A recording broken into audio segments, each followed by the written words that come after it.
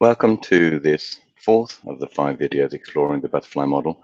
My name is Roy Leighton. We will be going through this at speed without going into any great detail because it is designed to act as a reminder for those of you who have been through the process and a support for those of you who are going through the process and an introduction for those of you who would like to go through the process.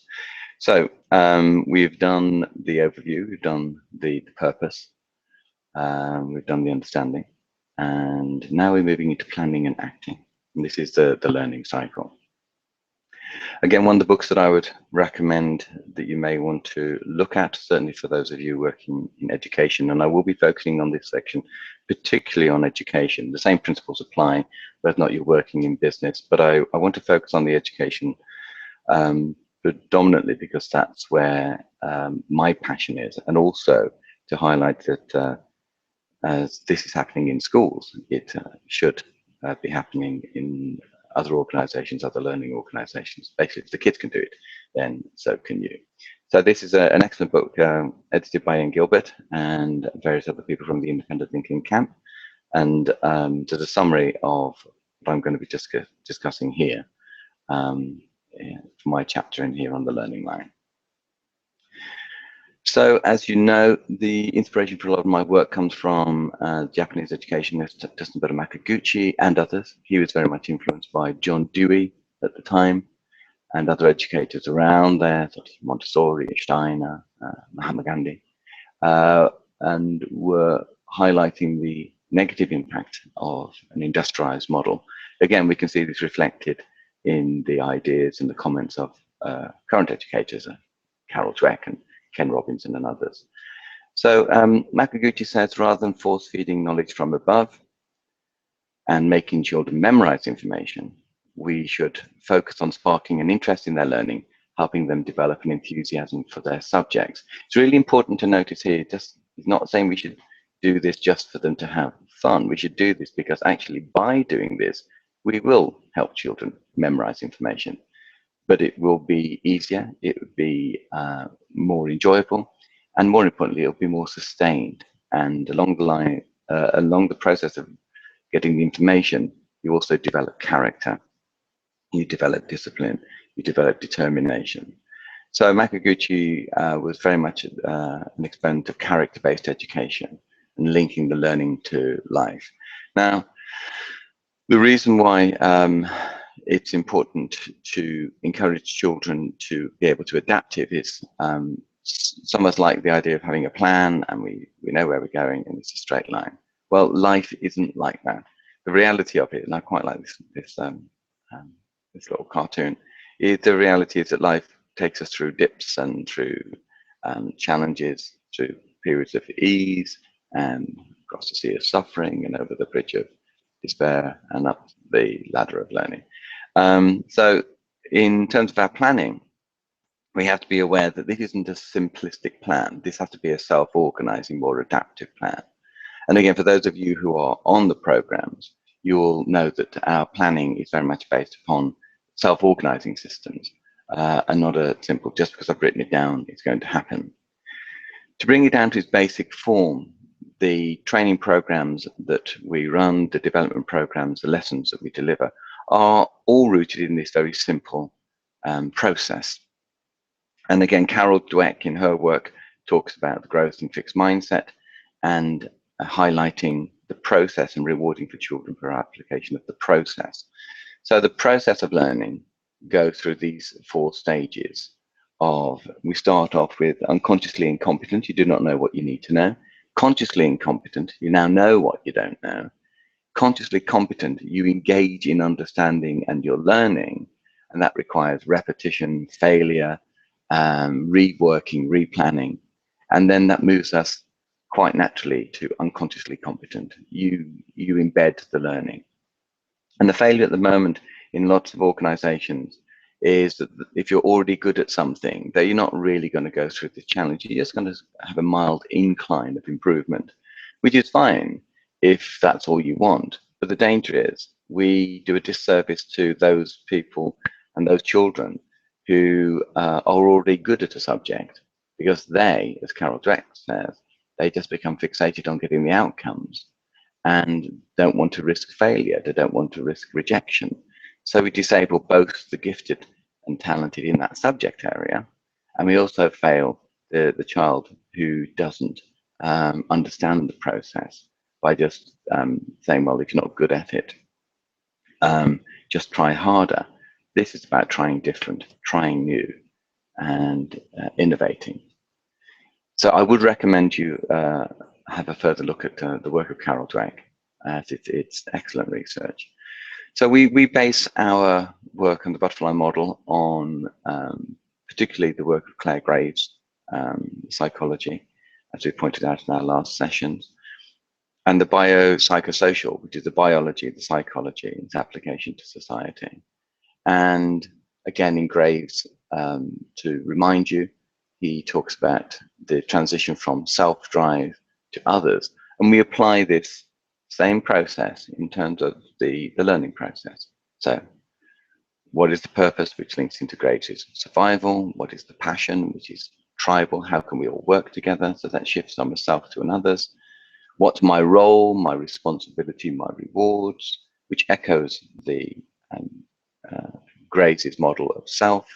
Then what is our plan, shared plan? What are we going to do? How are we going to do it?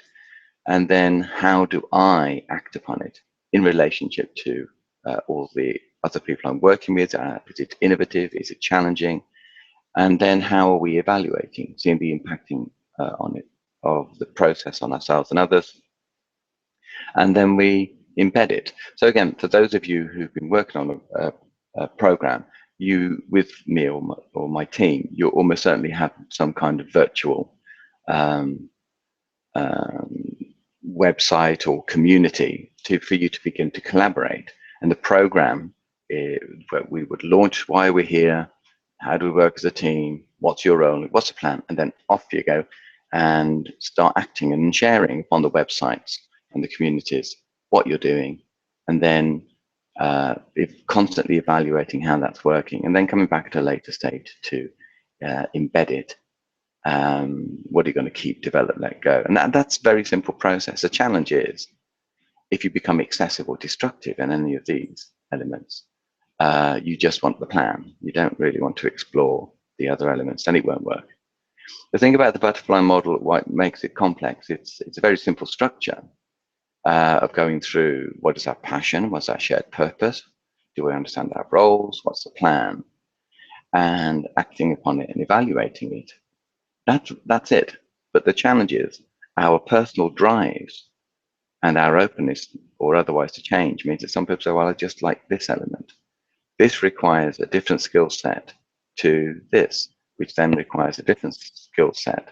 And so this process of shifting from one key way of seeing the world to another refines and over time improves the ability of pupils in schools and students, but also colleagues, to recognize that different stages of growth require different competencies and different ways of seeing the world. But if you have a fixed way of saying, I just want a plan, I just want to do it my way, I want to drive by my passion, then that can become excessive, and at worst it will become destructive, and you will cease to engage and positively block the thing that you're supposedly seeking to support. So here's a few examples. This is Waterhall, where actually the learning line was born. Thank you, Karen. The school here bases a lot of their structure on the butterfly model, and particularly the work of Claire Graves, and they've made it their own. And the yellow boxes are highlighting what the questions the teachers should be reflecting on, and the white boxes are where the children should be. And it is this simple. But the thing that makes this school an outstanding school, now an outstanding school, is this simple consistency. And when you can get people to buy into a simple message and then trust them to adapt it, then we create a self-organizing. And that can start at any age. So here's a few examples of learning line to show the process. We have some foundation stage children who are using a chick, because they incubated a chick the term before. So the teacher very wisely has linked it to an experience they've already had, little thought bubbles of, I wonder where today will take me. I'm a bit stuck. I'm getting there. Now I've got it, done it. Where next? So that simple process then can then be developed as the children get older. And I'm just giving you a couple of examples of the line, but also these learning lines can be used and for planning.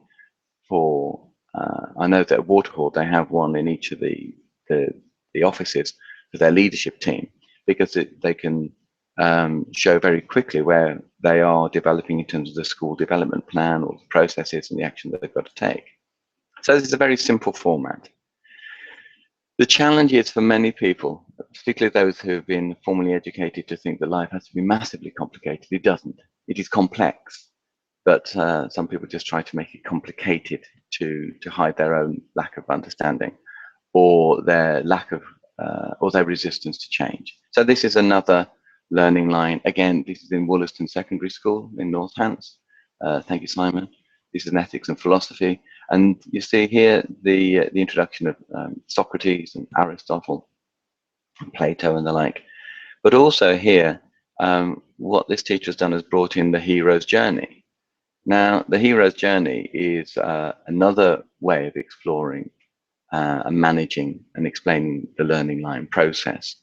And again, if you've got the slides, you'll know that I've embedded some hyperlinks here.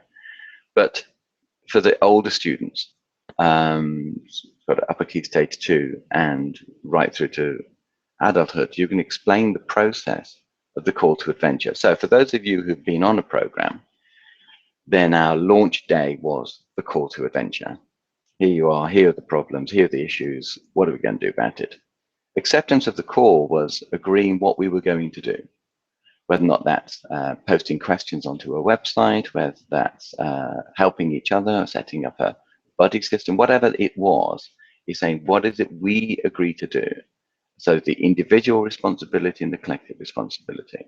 Without these, and without the application of this and the clarity of this, then it's very difficult to go onto the journey, which is the plan. Okay, now what are we going to do? And the action, which is crossing the threshold.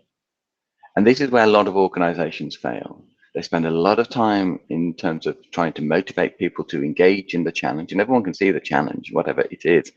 The importance of generating revenue, the importance of raising standards, the importance of managing transition in their organization. And then here is the acceptance of the call. And this is where most organizations fail, because it means that they have to adapt their needs to the shared needs of others. And this is why the importance of managing relationships is so important. But if you've got an individual whose circle is much bigger than everybody else's, they will give the impression that they are engaging on the journey. But when push comes to shove, they're probably just projecting their own job. So getting this stage engaged is so important. So checking in how we're doing, what's happening, either through meetings, through gatherings, through online forums, is very important. And sharing the challenges so that when people return to review the journey, this is returning with the elixir, coming back saying, okay, what worked, what didn't, what next? And that's it. Each of these stages require different competencies. Each of these stages require different core needs in terms of questioning, relationships, resilience, and being able to assess the results. So, to summarize, as a process, start with the purpose and passion. And start with what's working. Check out what is already working. This can be in a classroom, company, group of people. Start with the shared purpose and passion, but start with what's already working well. And then, based upon what you want to achieve, what do you need to keep? What's going well? What do you need to develop? What do you need to explore? What do you need to improve? So for those of you, again, who have been on the program or on a program, that is what we did in our first session. We may have done it in a whole variety of ways, but that was the objective of our first session, as was this. Then clarifying how we're going to work together, looking at our drives, clarifying the roles, our responsibilities and rewards. But doing this openly and with courage rather than paying lip service to it. Because if your roles, responsibilities don't fit the original purpose, then you need to go back and either change your purpose or adapt your roles. And for those of you who've been on the program, you'll know that sometimes we have to spend a long time here because some people perceive that their job description is their role. But if you're changing your organization, then logic says you have to change your job. And if you have a fixed mindset, say, no, but this is what I've been employed to do, that doesn't reflect well on an organization that's growing, particularly if you're part of a leadership team or you're managing the welfare of young people and vulnerable adults. So number 3, then you can create a plan. And so what do you need to let go of? What do we need to stop? What's going to get in the way of the plan? And you need to spend as much time around here as is necessary. Just coming up with a plan without the first 2 stages will just be an endless cycle of planning and failure and replanning. Just because something's written down, just because it's got some data or figures attached to it, doesn't make it real. It just makes it a plan. And so does your plan fit the roles? Do you need to make any adjustments? And then when you've done that, you can go to the next stage. Do resist the urge to take action until the purpose, understanding and planning stages are clearly defined and agreed upon. Failure to invest time in this at the beginning will lead to confusion of potential failure and fallout further down the line. So then act. So that's where we are now in the series of videos. This is about the action, and that requires adaptability and evaluating. We'll come to in the next and final video. How do you evaluate? And then how do you embed it? The embedding will happen as a matter of course if you get this right. But if all you start off with a plan, which is plan, some people call this plan, do, review. But if you've got plan, do, review, but you haven't got clarity of purpose and understanding, whatever you plan will be impartial and therefore it will fail. Time invested in this stage will save masses of time and upset in the future. So, what does this look like on the pupa process? We have I can see now that the colors relate to the drives, and the drives relate to the stages, and also the stages relate to the 4 human needs. So we start off with our question, a human need to question. We then move to relationships, understanding how we work, which satisfies the second need for forming connections with others. And then we plan, and then we act, which takes us through the process of doing, our needs to overcome challenge. And then finally, we have time to reflect on what we've done, evaluate it, and that satisfies the need for results. So that is the end of this video. Will there be one more? I hope you're finding them of interest, and do feel free to get in contact with us should you want to discuss this further or book us for any further programs.